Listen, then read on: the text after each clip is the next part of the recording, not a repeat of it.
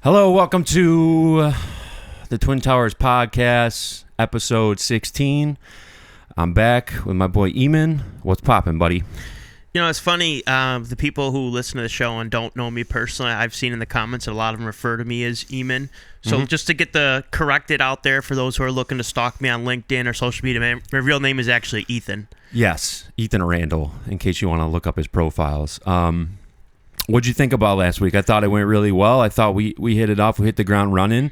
People were excited, it seemed like, was the general tone of things, to see a new face. And I think that it was a seamless transition. What was your thoughts after doing something like that after being out for so long? Yeah, I had kind of thought that it would be a little rocky and we weren't really going to have much value to say. But I was like, it's an opportunity for myself and Cody to catch up, talk about some things. And like I tell you at the end of every show, like I find it therapeutic having deep, insightful conversations with friends, with coworkers, with whoever. So I got the opportunity to listen to it in the car on the way to work the following day and the way back. And I was like, wow, this actually went a lot deeper than I imagined. There was components in my head that I was like, oh, that was mildly funny. And then to actually hear it play back, like, oh no, that was actually funny. I think it's natural to be hypercritical of yourself, like listening to yourself.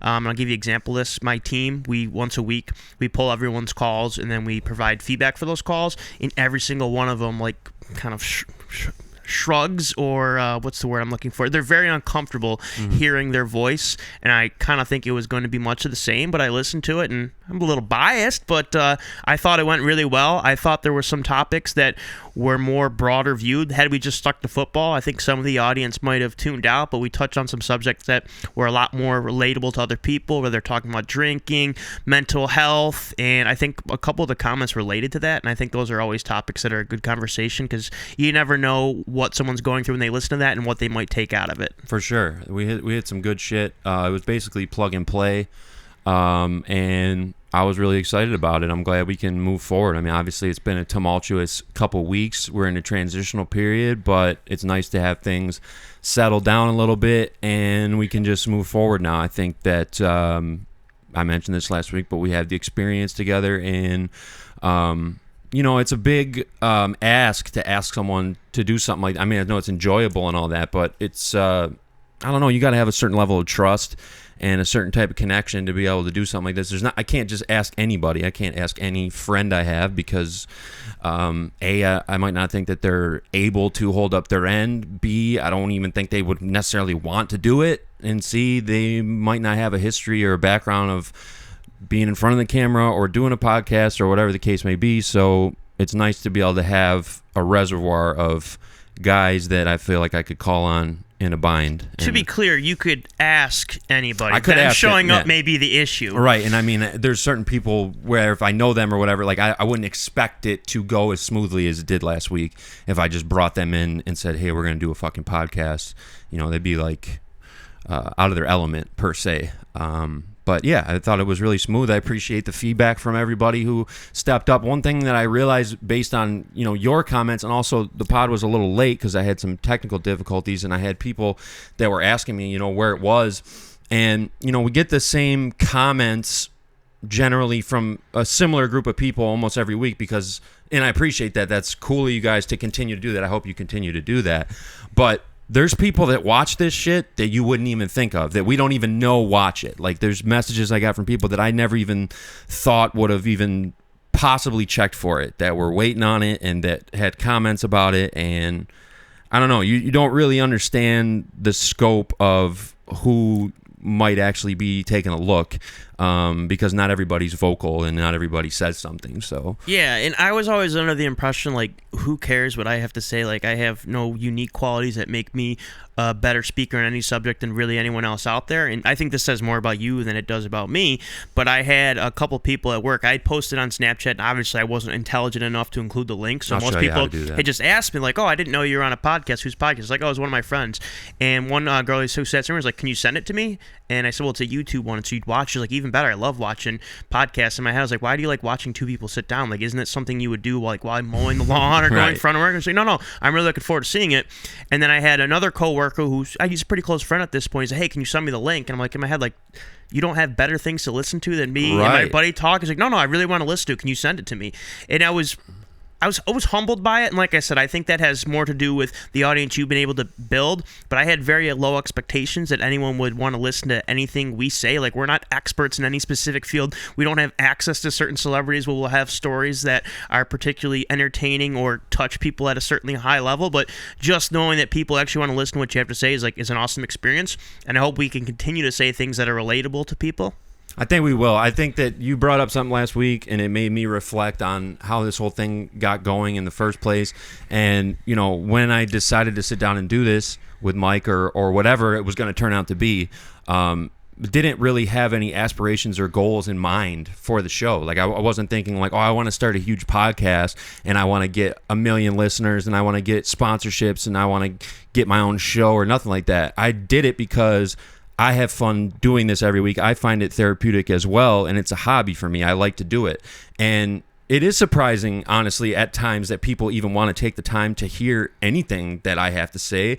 But I think that there's a flip side to that in the sense where, we're not celebrities. We're not big sports stars. We don't have that A-list type of stories or anything like that, but we're regular dudes that people can relate to. And I guess the dynamic of the show, what it's turned into, I didn't have this in mind at first, but what it's kind of turned into was just like a chill session, right? Like, you turn it on, you listen to it, and it's like you're in the room hanging out with us. Now, whether hanging out with us is a good time to you or not, I guess is up for interpretation, but just having two run-of-the-mill kind of average cats shooting the shit, talking about sports, talking about shit in life, like that can be appealing on a number of levels that maybe someone who you can't relate to, a celebrity or a big star or whatever the case may be, they might not have that dynamic. So I think that's something that we kind of struck gold with in a certain way, and I think that will continue, no doubt. And I cannot remember the exact term, and I'm sure it'll come to me after the show, and I'll text you it when it won't be relevant. But there's been like studies on if it's better to have acquaintances at work or just be listening to a podcast or watching a stream or Twitch, whatever, and having that one-way relationship. And I don't think the answer has been definitive either way, but there is something comforting for a lot of people in having that relationship to listen to a podcast or somebody that they like or enjoy. Obviously, I'm not talking about specific close relationships like you and I. I'm talking about a random coworker who you will chit-chat a couple times a week with. And so it is comforting. I mean, here's the thing. You talked about a drunk story where you were embarrassed and did something silly. Everybody who's listening to this has been in that boat before. Definitely. Their reasons for drinking could be deeper than that. They could have had a rough breakup. They could have had a job that they're super stressed about. So we've all been there at a certain point. I talked about my dating life as a single guy. I mean, pretty much everybody who listens to this, with few exceptions, I imagine, has had struggles in dating or had questions they've had to ask themselves. Is this person a match for me? Am I doing this? Am I doing that? How should I present myself? So it is relatable on many different levels. And the reality is we don't have the answers, but we have the mistakes that we can tell people so they can help avoid those. Absolutely. I agree 100%. So I'm happy with the direction that we're going. I'm excited to keep the ball rolling. I, again, appreciate you for carving out some time to make this happen, and let's rock. We might as well. I mean, what you said was valid because you don't want it to be a football show, but it's something that's a big part of the week. And the Bills took a fall, and I hate seeing them lose that way. I hate seeing the Bucs lose in any form or fashion like they did to Denver. Got to expect that on some level, but more than I hate seeing someone lose or get blown out, I love being right. And I felt like the thing that became clear, and I saw a lot of analysts hitting these points after the game, it's like they didn't have a downfield threat. No one could stretch the field. It looked like they missed Stephon Diggs a little bit. And you know what? Everyone's been quick to point out over the first 3 weeks that, we don't need him. We got people to spread it out to, blah, blah, blah. I've been echoing the sentiment. You do have to have a playmaker at that position at some point, someone that can stretch the field, someone that can actually threaten the defense to open things up underneath. And to me, it just looked that way. And I mean, they can go about fixing that in a number of different ways. I've heard rumors about that Devontae Adams might get put up on the trade block.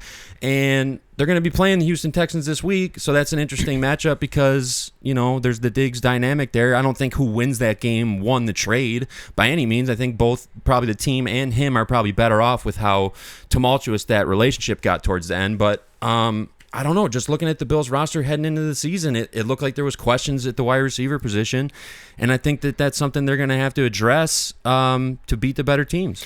And I think the thing I really dislike about sports media, and I think this goes to media at large, is there's always nuance to it, and there's always something in the very middle. Things aren't that binary where the Bills have Diggs and they win a Super Bowl, or the Bills suck without Diggs. The reality of the situation is like, yes, they may have taken a step back, but they've also probably got better chemistry in the locker room. After 3-0, they weren't necessarily guaranteed champs. After this loss, it doesn't mean that they're not going to make the playoffs. The truth lies in the middle. Are they the team that got blown out by Baltimore, or are they the team that looked sharp weeks 1 through 3? The answer is probably somewhere in the middle. That's both. We've discussed this ad nauseum, but it's a week-to-week league.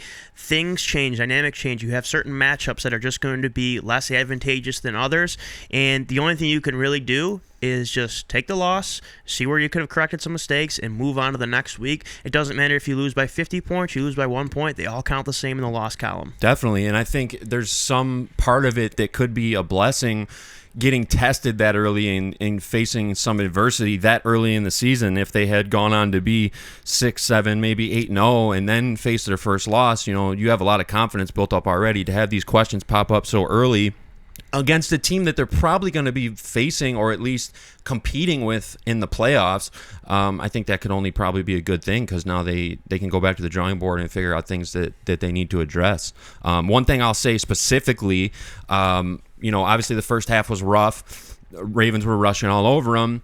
And then the Bills come out in the second half. They score on the first drive. They force a 3-and-out or something like that. They get the ball back. Everything's going well. You got Josh Allen just made this one of the craziest throws I've ever seen to Shakir on the sidelines as he's getting pushed out. And James Cook's starting to heat up, starting to run the ball well. You're down by, I think, 14 at that point, something like that. And then they call this crazy gadget play where they put Curtis Samuel at quarterback, and it just turns into a fucking disaster. He throws it out to Allen. Allen gets tackled. They turn the ball over. They kill all the momentum and goodwill they had built up to that point. And those are the kind of questions when I see plays like that, especially with that timing when they did it. It's like, why are you doing that? You have Josh Allen as your quarterback. Why is anyone else lining up behind center at any point? It can't possibly, the good can't outweigh the possible bad in that play. Like, there's no way it's going to turn out, unless it's a touchdown, which I guess is possible, but the risk factor there is way too high, especially with what's on the line, with the momentum swing and the fact that you're down and have been getting gashed on defense. Just seemed like a really bad decision at that time. And the thing I don't necessarily like about coverage in sports is the reaction is all based on the results, and there's a lot of bad process, and you get lucky and have a good result. In this specific one, I think you outlined it pretty well. It's a bad process and a bad result. Even if they had scored on there, I'm sure everyone would be like, what an incredible play, caught the defense off guard. But as I listened to you sit there and break that down, like, nothing about it made sense. And I think that kind of applies to life in general. Just because a good result happened doesn't mean that's repeatable. It doesn't mean it was the right decision. You could have just easily lucked into it. And that's one thing I've really focused on is good process will eventually in the aggregate lead to good results. You don't want to have bad processes that are ultimately just working out in your favor because it's not repeatable. Absolutely, I agree. All in all, I feel like it was a dumbass move, and they got to be careful of doing that shit. It just reminded me, it had remnants of the Damar Hamlin like fake punt thing that they did last year in the playoffs. It's like it was so out of character, out of context. It didn't fit the situation. It was against everything that was working well. And yeah, if it would have worked out, everyone would have praised it, and I probably wouldn't even be saying this shit right now, but it didn't, and I wouldn't do shit like that moving forward, even with the possibility of it possibly working out. But that's just me. I don't know. I guess we'll see how they choose to move forward. But like you said, you'd rather work these kinks out early, definitely, and ultimately have a solution for when it happens again. And a classic example I always use about this one, and this is a college football one, so a lot of your listeners probably wouldn't relate to it, but in the 2021 season, Georgia won the national title. They beat Alabama in the championship game. What had happened a month prior was that Georgia and Bama had played in the conference championship game, and Bama absolutely torched them. And it ended up being the best thing for Georgia, and the reason why, they saw all of Alabama's strengths, and they had a counter move for the championship. Had they only met that one time, Bama probably beats them because Georgia they weren't as exposed. Once they were exposed and realized what they had to correct, that ultimately led them to winning a national champion. Right, it benefited them in the long run.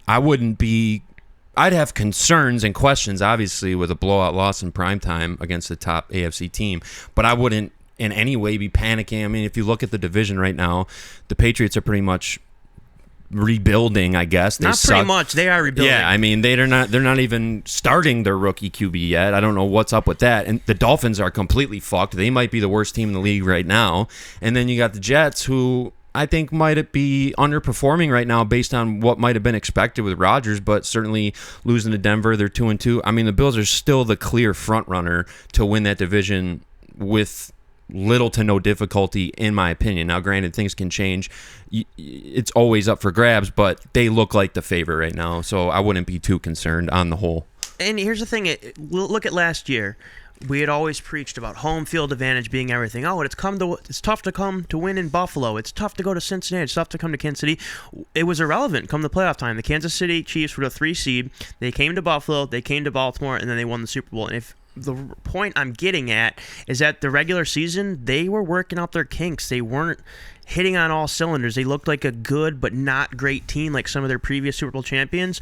And then the playoffs came, and they were absolutely rolling. Yep. And the same thing could happen to Buffalo. The team you are at the end of September is not necessarily the same team that you are in January. Not at all. The key is to work through those things, which we knew was going to happen. Anytime you lose your superstar receiver, there's going to be some type of drop-off, and somebody has got to come in and fill that void. And it doesn't always happen right away. It can be a group effort, and it's not always going to be a seamless transition. Definitely. It'll take time, and it will continue to evolve in whatever way it does. Well, it might not. I guess you really don't know. There's decisions that blow up in your face all the time. They felt like it was the right decision at that time. And the one thing I always tell people is you can only make a decision based on the information you had at that given time. Even if it fails spectacular, you can't look at it with all, like they say, hindsight is 20/20. Mm-hmm. And it's not like you're getting the Diggs this year that came here in 2019 who was excited. That relationship was fractured. So they didn't really have a choice. He wasn't happy here.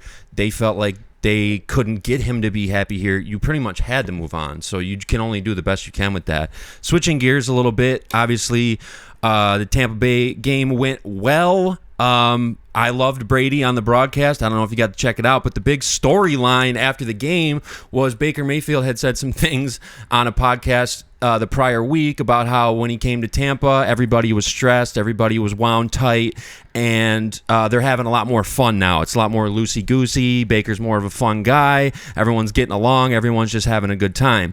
And I for sure think his comments were taken out of context, but they were smart to bring this up on the broadcast while in Tampa because Tom Brady got the opportunity to address those concerns and kind of, in my opinion, even though the comments were taken out of context, kind of put him in his place, really. Like, he shouldn't really be speaking on shit like that. Brady basically went on to say, I thought that not having Super Bowl rings was stressful. I brought a championship attitude here, and that's something that needs to be exemplified each and every day.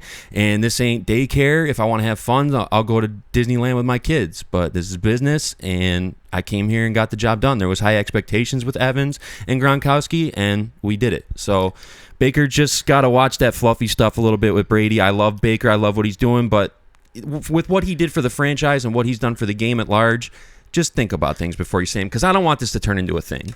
I mean, it's already turned into a thing. It has. So I think we're kind of past that. I guess there's a couple things I'd say about this, and I didn't follow the story as closely as you, but when I hear those Baker comments, I just assume that he's talking about him bringing fun. I don't view it as a shot at Brady. No. Now, maybe that was his intention, but I don't take it that way.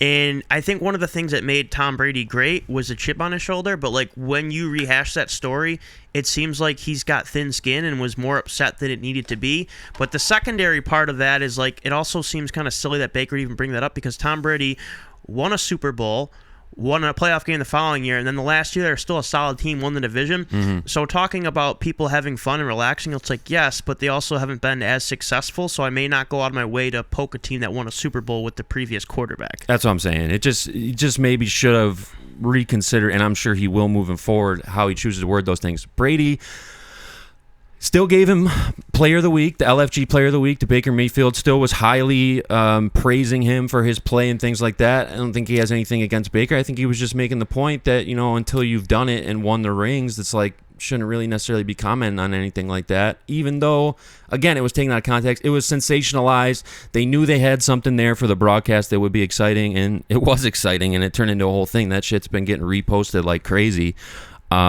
As far as the team itself, big win. Nice to see them beat the Eagles because I hate the fucking Eagles more than anybody. That's like my least favorite team.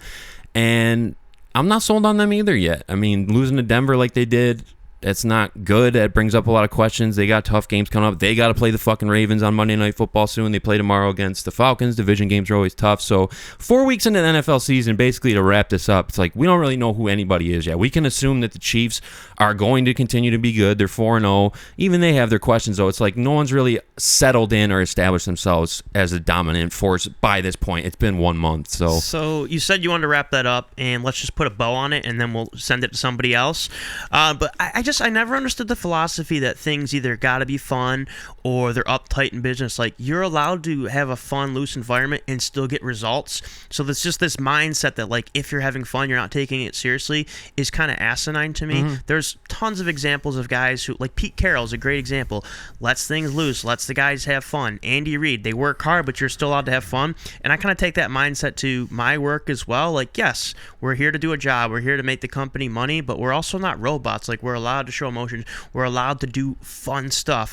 We're allowed to talk about our personal lives or something's exciting. If someone gets engaged or someone's having a kid, we can celebrate that. We can take them out for happy hour. We can tell them how happy we are for them. It doesn't have to be robotic where everything is, nope, profit, profit, profit. Don't care about the person. Yeah, I mean, it applies to everything. I think that they probably are having more fun with Baker. They probably feel less stressed out. There's probably less pressure overall to live up to someone's greatness like that. I read a story even, I don't remember who leaked it or who reported it, but they were saying shit like, Brady during the game plan through 2020, 2021, like if they were putting a play in the game plan that he didn't like, he would let them know, and then if it was still in the game plan, like he would kind of pout and maybe throw it at a receiver's feet to kind of like protest that. And when you have the clout and the prestige that he has, like you can get away with shit like that. So I'm sure there was problems behind the scenes. I'm sure that they had to, acquiesce to him on the often. Obviously, the results speak for themselves. But I think that Baker's point, as foolish as it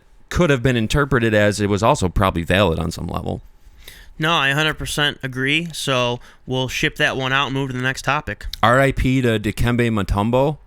R.I.P. to Pete Rose, two sports legends. Mutombo, I think, had brain cancer or something, died at 58, younger than my dad. That's always something that I think of right away. I don't remember how old Pete Rose was. Never 83, actually. Which was shocking to me. I mean, he's not like a handsome guy. Yeah, he doesn't look 83 but at all. But he doesn't look 83 at all. Obviously, I don't follow baseball as closely as some of the people out there, but obviously he's a legendary name. Like, the first thing you think of when you think of Pete Rose is the betting scandal. Mm-hmm. But if you're to move that away, which for a lot of people who are purists of the game, they can't get past that. Like, he was a legendary player, and it's starting to hit me that guys that we grew up watching, Pete Rose is probably not a great example, but Dikembe Mutombo, are starting to die. And honestly, not to get into too morbid of a conversation, but it makes me question my own mortality. It does. It makes you reflect on that in a big way. And I had maybe not the same type of congruent thing happen, but something similar that happened over the week. Based on the trajectory of our conversation last week and the things that we talked about, it kind of just put some ideas in my head. So I was at Jimmy's on Sunday celebrating my mom's birthday, and she cooked a big family dinner, watching the game, having a good time. My brother comes over with his girlfriend. It's the first time I met his girlfriend. He's been dating her for like 6 months, and they're really tight, and like she's got kids, he doesn't, so like he's kind of stepped into a fatherly type role or whatever. I don't know, I can't really comment too much on it, but basically my point was, I was watching them, and then I'm sitting there with my mom and Jimmy. They're going to Aruba soon, and then my grandma was also there, and my grandma was, she hurt herself last year and fell, and she was real emotional because it was the same day as her wedding anniversary to her first husband, so she was kind of like having some trouble dealing with that.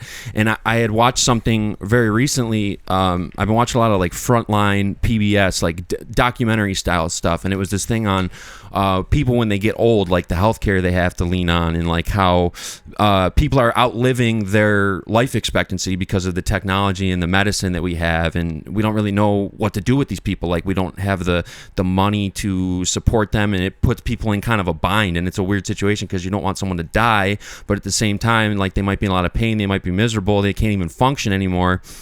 And I kind of just was sitting there in my Bucks jersey, like with a beer in my hand, watching the game, and I'm like looking at my brother and his girlfriend. I'm thinking about my mom and Jamie. I'm thinking about the conversations that we had, and I was thinking, like, I could really see this going away where, like, 10 years from now, 20 years from now, I'm still sitting here in my Bucks jersey with a beer in my hand, like totally focused on the game, like no wife, no kids. Like I could be that old uncle who's just kind of a loose cannon who never settled down. And it kind of put some fear in my heart, like thinking about, time goes by fucking fast. I remember 23 like it was nothing. And I could see things going that way. Obviously, there's a lot of time in between now and then, and things could change. But it's just something that I was kind of reflecting on, like just, do I want to be that guy? But then I thought about the other side of it, and it's like, my parents are getting older. My dad's 60. My dad will be 60 in May. My mom just turned 57, and like they're gonna need someone to back them up and take care of them. And like, I don't know, my mom took care of me growing up. It's like if she gets to a point where she's old and can't function, like it would be nice to have the resources and the freedom to be able to take her under my wing and be there for her in a big way. And I don't know. Well, I guess we'll see over the next 20 to 30 years how things pan out. So there's a lot to unpack there. Yeah, sorry. I think the one thing, no, I'm glad you mentioned it all because my head certainly went to a couple different spots. I think you thinking like, is this what my life's going to be like in 10 years kind of tells me that like you actually are looking for change and starting to realize like maybe there's more to life than this. And I think that's a very powerful thing. I think the worst thing in the world are people who are just completely content with life and don't want anything different. So I think the wheels were turning in your head like maybe there's more to life than this. That's a good thing. You're certainly not going to get complacent with it. In January, and I'll just share this, I've only told this with a couple people, I had absolutely debilitating fear that, like, what happens when I die? There's no proof of where you go. I mean, some people have religious beliefs, some people just think that's it. And that was horrifying for me to think about because all these millions of years, I'm just a tiny blip on the radar. I was like, life is going by. Like, I've already lived a third of my life, and it was just petrifying. Like when you die, like I would have these horrible thoughts, like am I just like in the ground suffocating for eternity? Am I going to hell? And obviously there's a lot to there, but the most powerful thing that had happened for me was, you know what, there's a lot of things I'm just going through the motions in life. If I'm only here for a short time, I certainly need to make the most of it. Whether it was just trying something at work, watching a new movie, and something I've always struggled with, and this is a big reason why I got divorced. It's a big reason why I've had relationship issues with friends, family, and even I think probably my mom feels this the most out of anyone, is I've always just assumed people knew how I felt about them. And I always did a poor job of showing somebody that I love them, that I cared about them, and that I appreciate them. So one thing I started to do is like let people know how I think about them and how much I appreciate them and how much I value them. And I was kind of shocked by some of the responses I got, like, oh wow, I didn't realize you thought that highly of me, or I didn't realize I meant that much to you. And in my head I was like, well, how the hell do you guys not know this stuff? Right. You just there's a lot you assume there. But the main thing is, like, I'm going to start living. I'm going to, when I make a commitment to something, I'm not going to think of that day to try to get out of it because I'd rather sit home. Yeah. I think that's something we all do. Definitely. The thing is, when we follow up with that commitment, whether it's meeting your friends at the bar, whether it's going on that date, whether it's whatever, you get the point, you usually feel better about it after the fact. And I've realized like a lot of things that would kind of get me down was when I was just not doing anything, or I was just doing what was comfortable. Like, let's say we finish this podcast. It's very easier for you and I to just scroll on YouTube or scroll on Instagram until we go to bed, but you feel like shit about it afterwards. Yeah, definitely. Rather doing something, even just picking up the phone and talking to a friend on an hour, or doing a podcast for an hour, that stuff's therapeutic. And I realize I need to start saying yes to stuff because there's going to be a time where I'm not physically able to do that stuff, and I don't want to live with regrets. I'd rather see a situation through and find out it's not for me than always sit there and ask what could have happened if I tried this. Definitely. It's a good mindset to have, and as the years tick away, you start to kind of realize that. I mean, they always say that youth is wasted on the young, because when you're young and able, like, you don't necessarily think that way. As you gain wisdom and live through life, you know, your age increases, your ability to do things decreases, your responsibility increases. So the wisdom that you gain, you wish you had before, but that's kind of just the paradox of life and how things work out.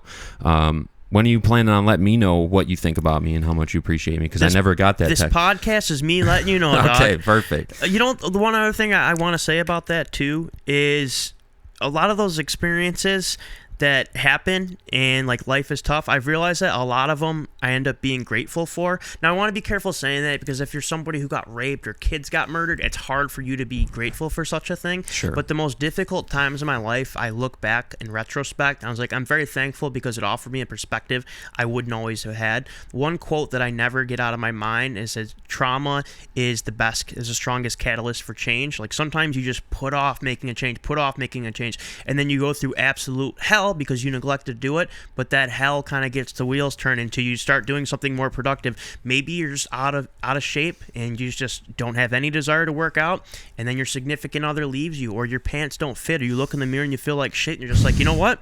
Now it's time to make a change, and it pushed you to that point for the change to happen, but ultimately you're making a change, and I think anytime you do something tough or challenging, the feelings you get afterwards are hard to get elsewhere. For sure. Sometimes you just need your hand forced, man. You need to be slapped down and reminded of why you need to do certain things. We talked about this before in the group or whatever, but with the life that we live now, with how comfortable we are, like, we don't have to really tap into our survival instincts. It's hard to find meaning in certain things because it's like we don't really have to struggle that bad. I mean, it's different for everybody, but speaking in a general term, to our demographic, it's like we're not out there hunting for food and trying to stay warm. It's like, what are we doing exactly? Like, how do you find purpose and meaning and shit? And I think that your point is well said, where sometimes you just need to have that wake-up call on some level. It even goes back to what you were saying about the Bills, dude. Like, sometimes the adversity or the test or a failure of some sort can really make you go back to the drawing board, where if you're kind of just doing the status quo, like, you really got to dig deep and make some changes. So and I'll give you an example of one, then we can move on to the next topic. We have a coworker that we're with, great guy, but he would always ask me, like, hey, when do you think there's he's not on my team, but he would always ask me about getting promoted, or like, oh, what do you think, when do you think I'll hear about getting promoted? And eventually I'd say, I'm like, dude, people aren't just waiting around to give you stuff. Like, you have to raise your hand and say, hey, I want to get promoted. What do I specifically need to do to get promoted? And then show that you're willing to do it. I think a lot of us are just constantly waiting for something in life to come to us, and very rarely will it happen. A lot of times you got to go out and pursue it. Now, that's not to be confused with not being patient, because at times it takes a while to get anything worthwhile. It just doesn't fall in your lap. But that was the other thing I learned, like, when I was just absolutely petrified of dying, is like, you need to go out and make stuff happen. And this is a very lame analogy, but I think it's one that we can all understand. If you're at a bar and there's a pretty girl over there, she's not going to come up to you and give her number and ask if you want to leave with her. You probably need to go over and initiate the conversation. Right. Maybe even ask her like you did last week, do you have a boyfriend? It's better than absolutely nothing. That's true. You got to take action, and in every form and facet of life, you got to take action, which is why when the fantasy league started, we set an arbitrary deadline for week 4 Thursday Night Football to pay your fee, because we don't want people not paying and then their team sucks and then you got to collect the money. Collecting the money is the worst part of running a league. And, I had a personal betrayal last week when two of our brightest shining stars, two of our boys, just decided to just not pay and take the zeros for the week. And I took action. I definitely took action. You can ask either one of them. I took excessive action. It probably actually pushed them toward not paying the amount of action that I took on them. But, when you get that type of personal, deep betrayal like that on a personal level, here I am putting all this time into the league and, spending hours and wrangling everybody together. And, these guys just don't see it that way and decide that it's not worth it. It's like, it's hard to not take that personally. It's hard for me to think they respect you. Like, a true friend. That's what I'm saying. A like, true where's friend the would respect? tell you right away, I'm not in the league. Right. Fuck the league. That's what you did. That's right. No, I'm just fucking with those guys. I don't really know. I think they know. Yeah, I hope so. I've been going really hard at Ange, just really, because I just wanted. There's a lot of times with him where I just want to see if I can just pull something out of him that doesn't exist, because he's so polite and so mild mannered and such a good dude that it's like, can I get him to like do some of my level type shenanigans? Like, if I really twist on him, like, can I get it? He really usually doesn't go for it at all. He's very even keeled and holds it together. But yeah, it doesn't stop me from trying to fuck with him. It sucks having a reasonable, rational, down to earth friend. Right. It's just a miserable experience I wouldn't wish upon anyone. It just goes back to me loving to fuck with people at the end of the day. And it worked out good because I played him this week and I play Tyler next week, and I need the help right now with McCaffrey out. So I'm certainly not going to be fronting them anytime soon. I mean, maybe we can look into that at week 6, but time will tell. What'd you do this week that was exciting? Anything? This weekend, like, when you say the week, like, what specifically? I guess from the last time we taped. Yeah, so I was on standby for jury duty, and the weird thing is, like, I know it's my civic duty, but I was just so livid that they would have the audacity to inconvenience me as if I was some big shot. So, like, I went around and, like, thought of all these things I would say to get myself out of it. One of them was that I hate any non-white male. It's a which good move. I can see where that backfires. Yeah, Larry David did that same move in Curb Your Enthusiasm. Just pretended to be racist. I could see saying, like, look, my mom died in a drunk driving accident. And they're like, well, this is for insurance fraud, so I'm not sure it's relevant. Thanks for bringing it up, though. Appreciate it. What else did I... Oh, I also said, like, I'm actually have been looking for inspiration for a screenplay where we wrongfully convicted a guy. I thought that one went through, but it didn't end up happening. So screenplay, that's pretty funny.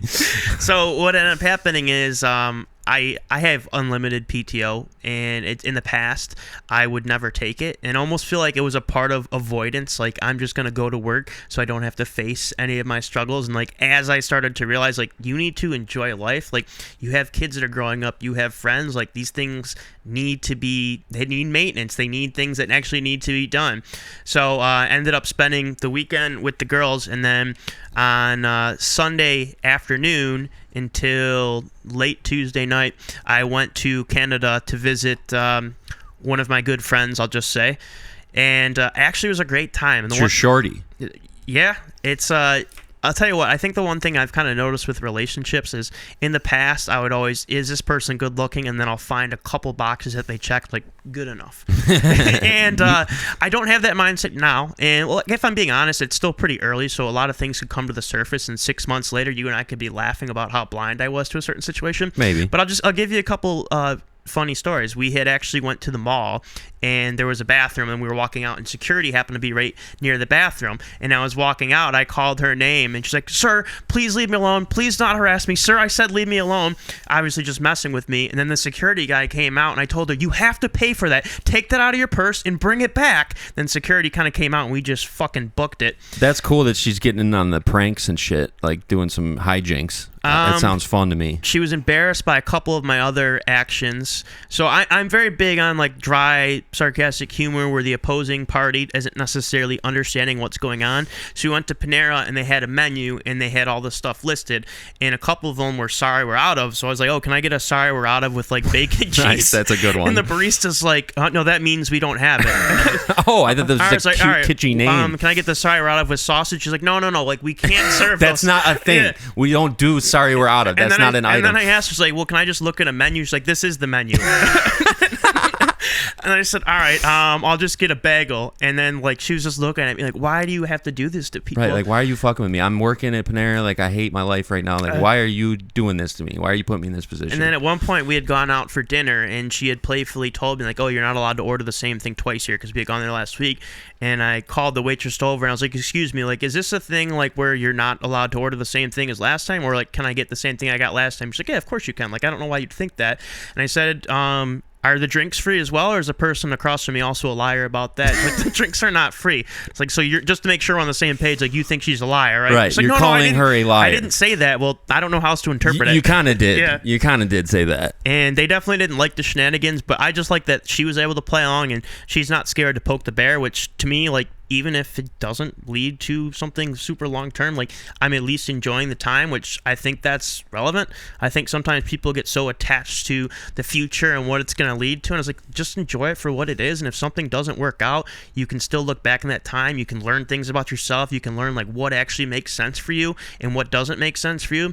And I think the main thing that I've been able to take away is, like, how to communicate through conflict. I think most of my life, like, anytime I had a conflict with a girlfriend, and I would say friends to a certain degree, but I don't think it was as intense. Probably not. My thing would be like, let's just take the brunt of what she's going to say, don't say too much it's going to get you trouble, and just move on. And what would happen is, like, things would bug me for a while, and I'd be passive-aggressive. They snowball. Yeah, and then there'd be something little like, can you get me a drink? Hey, you forgot to give me a drink. It's like, well, shut the fuck up. You didn't say it clearly enough. And it's like, well, where did that come from? But one of the things I've realized, like, you're able to communicate through something, and this is going to sound silly to a lot of people out there, but I've realized, like, you're able to communicate how you're feeling. If someone told a joke, and even though it was funny and good nature, you're allowed to be offended by it because maybe something happened in middle school that popped up, and communicating through that is everything. And the one thing I've really found attractive is, like, once we talk about an issue and we're both feel like we've expressed our opinion, that's it. It doesn't come up 3 days later, well, at least I didn't forget to bring out the bread and you ended up burning it. Like, it's never passive aggressive. And to me, that's a huge thing. Like, I can't tell you how many times in life, like, I'll have some type of disagreement with somebody, and then there's a passive-aggressive comment 5 days later that has nothing to do with it, and it's like it's being brought up against you to help, quote-unquote, win an argument, and that's the most frustrating thing in the world for me. Everything is energy. So if you have a criticism, if somebody does something that rubs you the wrong way, and you just push it down and you don't say anything about it, like, that doesn't just go away. That it builds on to itself, like, as things continue to happen, and at some point it's going to pour out against your control. So, like, establishing those ground rules of, like, open and honest communication, like, that's a really healthy thing to do, especially in the early stages of a relationship, to make that the standard. There's been several examples that have come up on the show over the course of the past 3 months, but, like, even last week when Shoefelt came to me with that Target shit, as ridiculous as I felt like it was like, that's so important to me, because if he hadn't said anything, then, like, it's in him somewhere, right? And the next time I do something fucked up, like, his reaction, you might not be able to control it, or it might come out in a different way that's really offensive. I always try to have an open door policy with anybody that I'm close with, to know that they can say anything to me if something's bothering them, or if I cross the line, or whatever the case may be, because you're not going to offend me. Like, I would rather know about that so I can adjust my behavior, or then you're kind of giving me a clue to how to pour salt in the wound. I might take advantage of that sometimes, but whatever. I just want people to always know that they can bring anything to my attention. I would prefer if they did, and they can expect the same from me at all times. No, and there's two things to that. I, for the longest time, would always pride myself, particularly at work, as someone like, I don't get stressed. I'm able to handle adversity. Things aren't that big of a deal for me. And for the most part, that was true. But what I would realize was, like, when something went wrong, like maybe my boss gave me constructive criticism, I would start to take it to heart. Like, well, maybe she doesn't even know what she's talking about. Maybe she's not a good boss anyway. And what I realized is that I would just bury this stuff and be like, it's not a big deal. I don't need to communicate. Just let it go, let it go. You let it boil enough. Eventually, that water starts to overflow, and you start to react more emotionally to things that in a vacuum aren't a big deal. And one thing one of my friends said, and it stuck with me so much, is you don't get to decide how people feel about things. So there's been many times where I've said, like, an off-color joke or just something very minor, and the person would get offended. And in my head, I would dismiss it, like, okay, I was making a joke about you being late for work every day. Like, why is this a big deal? And what I've kind of realized is, like, you don't know where that comes from. Like, if people really entangle something, it could be something as simple as every time he was late for school, his teacher would embarrass him, and the kids in the class would make fun of him, or his dad would beat him every time he came home from work. Like, you only see it in a vacuum. You don't know what that person is carrying around with them. And I may not think it's a big deal, but just because it's not a big deal to me doesn't mean it isn't a big deal to somebody else. And I've carried that with my kids too. There'll be times where they're really upset about something. Like, someone said they didn't really like their shirt, and in my head I was like, who cares what some random 8-year-old kid who probably has one shoe untied thinks? Right. But the reality of the situation is, like, you don't get to decide how people feel about things. And honestly, even thinking about the Harrison Buckner thing we were talking about, part of me was like, well, he's an idiot kicker. Like, why would you care and put that much emotional energy into something? And I just realized, like, it's not for me to decide how they feel about it. Right. It might affect them in a different way than it affects you. And that's very valid. I think it's important. I wish you always want everyone to see things the same way you do, and to understand your actual pure intent behind everything. But that's just not always the case. Like, things get muddied, and people have their own reaction to things based on their life. And I think a good rule of thumb, I think it's one of the 4 agreements, is just to not, generally speaking, a rule to kind of live by is just to not take anything personally. If it's a personal thing and it's a personal attack, then obviously that is an exception. But for the most part, like, just the random things that pop up throughout the day, the random little snide comments or that you think are snide, like, it's just like, there's something. It's usually about them. It's not really about you. So you don't want to get too invested in that and take stock of that type of shit, and just kind of understand that a lot of the reasons that people say things and do things is based on their own mindset or values or whatever the case may be. And you can't expect everyone's values and the way they would behave or react to things to necessarily align with how you would do it. Well, they've had different life experiences than you, and that's an important thing to remember. I think it's very easy to internalize any type of rejection, whether that be a job, whether that be a significant other, whether that not getting invited to a party. But I think you hit the nail on the head. It usually has nothing to do with you. Something I would struggle with a couple of years back is, like, let's say I had 5 or 6 messages back with a Hinge date, we exchanged numbers, and we didn't end up going on a date.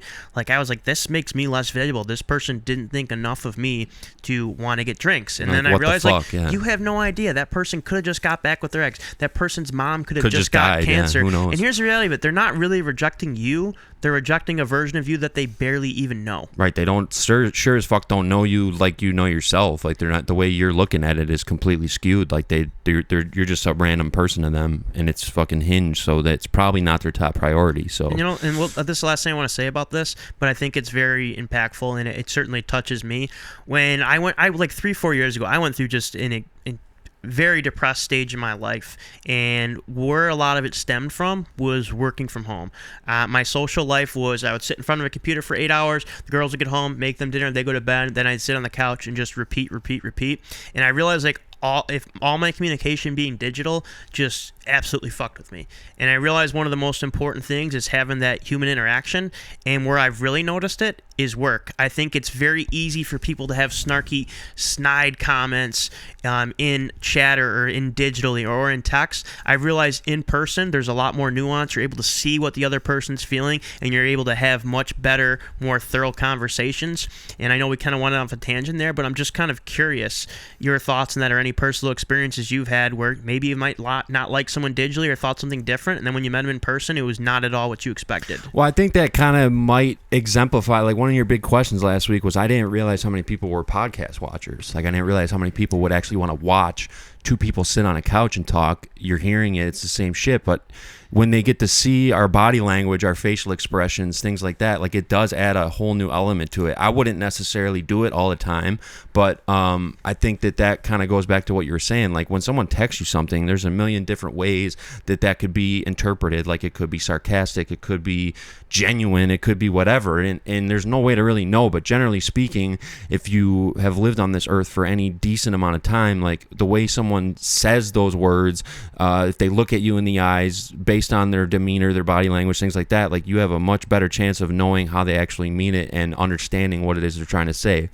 As far as specifically speaking, it's hard for me to come up with an example right off the bat, but I mean, just like, I always prefer to talk to people on the phone or talk in person, especially if it's a serious conversation. And kind of going back to what you were saying about work with the snide comments, things like that, like, there is a certain part of that, like, it's fucking fun to just bitch about work.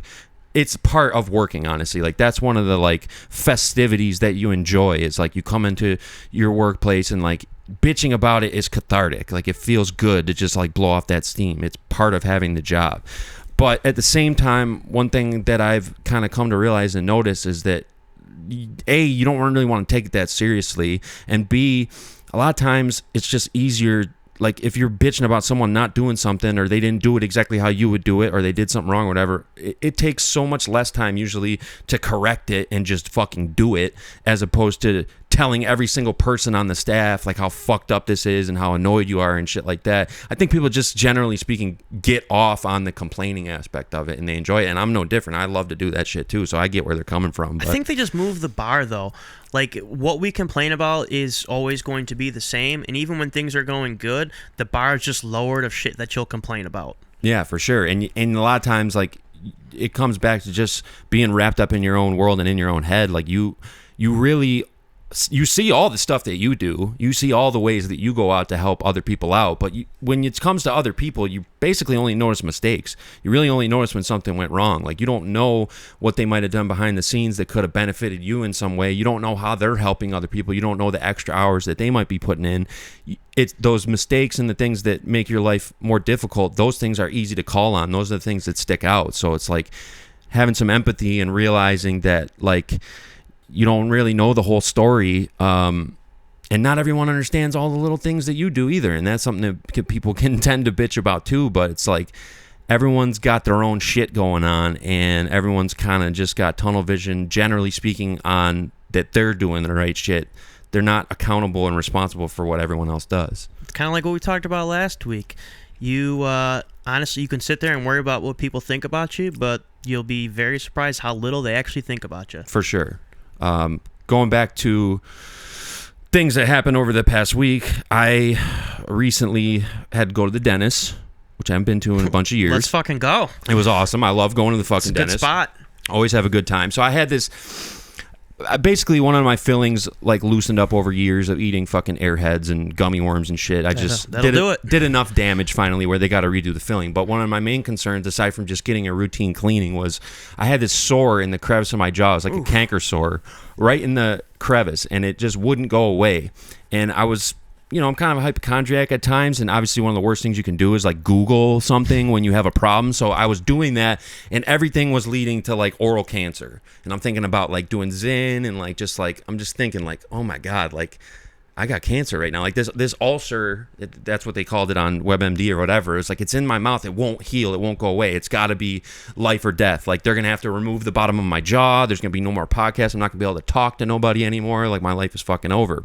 What it actually was, and I don't know how I didn't put two and two together, one of my wisdom teeth is coming in the back, and it's sharp, and it's basically punching a hole in my jaw every time I close my mouth or chew or whatever, and that's why it wouldn't heal, because it kept reopening that sore. So basically, simple fix, well, they just fucking sanded it down. They didn't give me Novocaine or nothing either, which I thought was a little weird, but that was kind of weird getting your fucking tooth sanded down by a football diamond or whatever the fuck she called it. But then also I gotta go get my wisdom teeth taken out because they become problematic. But like I just put so much hype on that and thinking that I had like a major problem, and it was something so stupid and so simple. It was very annoying. It already feels better. But another thing that happened at the dentist, I saw something that I don't think I've ever seen before, or that I don't recall ever seeing before, or at least never made a note of it. The hygienist that actually did my cleaning, she was very nice and accommodating, made me feel really comfortable, and she was like talking a lot, and it's always weird when people talk to you when they're in your mouth, like scraping your teeth, because like you can't respond and you can't say anything, but they keep leaving these openings where you would say like, oh yeah, that's cool, or like, oh yeah, that makes sense, and then there's like this pause, and it's like, I don't know what you want me to do, like you're in my mouth right now. But she opened up a lot and was talking about like personal shit. I always find that weird on some level, because I don't really just start talking to people I don't know about shit that's really personal and concerns me. I like when people do it because I'm interested in people's lives and shit, but I always find that kind of strange. But she was really cool. And over the course of like kind of putting the pieces together of what she was talking about with her family and whatnot, she was a grandmother. And I don't know how old she really was, and I hope that this, doesn't get back, because it could make things awkward for my next appointment when I got to go get this filling fixed. But she was a bona fide GILF, and I don't know that I've ever been attracted to or found someone sexually appealing that was legitimately a grandmother. This was a first for me. And she was the hygienist, not the So there's no conflict of interest with the hygienist, only the dentist. That's the dental dating rule, right? That's what I would think. But she was just so nice. I mean, that didn't really have nothing to do with it. I just thought that she was cute and attractive, and she was an older lady, and it was kind of a new thing for me. I don't remember ever not facetiously using the term GILF, or even ever using it at all. But I mean, this was bona fide shit. Yeah, literally bona fide. Exactly, bro. It is funny because when you talk about like going to the dentist and they do sit there and talk, and I just think they don't like sitting there in silence where it's awkward. Probably. Like my dentist, we have kids around the same age, and she will always talk about her kids. And I think she realizes as she's saying it, like, oh, this is just a one-way conversation. So instead of filling in those gaps, she'll just move on to the next subject. It's like a redacted conversation. She'll just cross out what I was going to say and just keep going. And honestly, it's better than just sitting there in absolute silence. That's for sure. That's probably a big part of it. It's like you can't really talk back. It would be it's a weird, sterile environment. So it's just better for them to just talk and keep the ball rolling. I do hope that they all have the awareness to like where those breaks in the conversation to just like power through and go to the next sentence, because it is fucking, I always just feel awkward like when I'm supposed to answer and I can't. So I would just maybe a little critique for the dental professionals out there, just be aware of that and try to keep the ball rolling. Do you think your chemistry would be off if you went on a date with her because she's so used to you not responding that when you do respond she's thrown off? Yeah, she wouldn't like me no more, because she's just used to me being like a wall of sound where I just absorb her conversation, and I'm such a good listener. But when I actually have the opportunity to talk, like I'll probably dominate the conversation and probably won't really listen to what she says. So that would indeed change the dynamic. I think if we ever do get the chance to date, now granted she's married, I'm not pursuing this in any way. Minor obstacle. Right. If things change in any way, I would suggest that our dates be the same type of scenario where I'm in the dentist chair with the bib on and she's cleaning my teeth. That'd probably be the way to do it. Do you think there's ever been a first date in a dental chair? I mean, when you bring that laughing gas into the equation and the Novocaine and things like that, it could get a little freaky at the dentist's office real quick, I think. I said date. I didn't say freak off or whatever Diddy calls it. What's a date to you, I guess, is your question. Did you get a chance to look into any of the Diddy shit whatsoever? No, I committed myself to doing it, and then the kids wanted help with their homework, and it was a tough decision, but I ended up helping them with the homework. That was probably the right move. There really isn't much updates in that way. I think more lawsuits are being filed, which is just going to continue to happen. Like, more people are going to come out of the woodwork, especially because he's down and out. Like, he's the villain of the media right now. He's in jail, and I mean, more people are going to start popping up because he's vulnerable, and it's the right time to do it as people continue to speak out.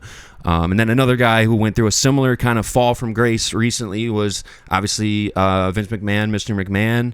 There was a new Netflix documentary, which I recommend strongly to just about anyone, but especially those who, like yourself, don't really know much about Vince, didn't follow wrestling growing up, don't understand his character, the trajectory of how things were built. It's a very interesting story. Like, I was sitting there thinking about, as I was watching it, like, I was a little bored with it because I've heard all these stories a million times. Like, I could tell you about the Montreal Screwjob in the Attitude Era in my sleep. Like, I just know, I've just heard that story so many times. I lived through it. But as someone who never heard of the Montreal Screwjob, and we don't really need to talk about what it was, but just like, it's fascinating real life drama that anyone who's into any sort of sports or scandal or anything like that would be into. And it's very informative and comprehensive and kind of goes through the whole timeline. So I would definitely recommend for those outside the wrestling bubble to take a peek at that documentary, because I thought it was fairly well done. Yeah, and I know we only have a couple minutes here, but just a couple things that I think about that too. A lot of times these Netflix documentaries aren't for the diehards,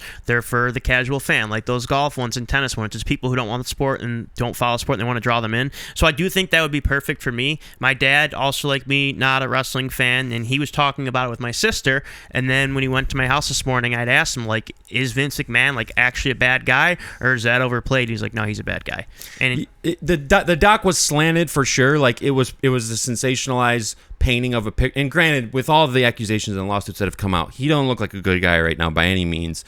And it's going to tarnish his legacy in a big way.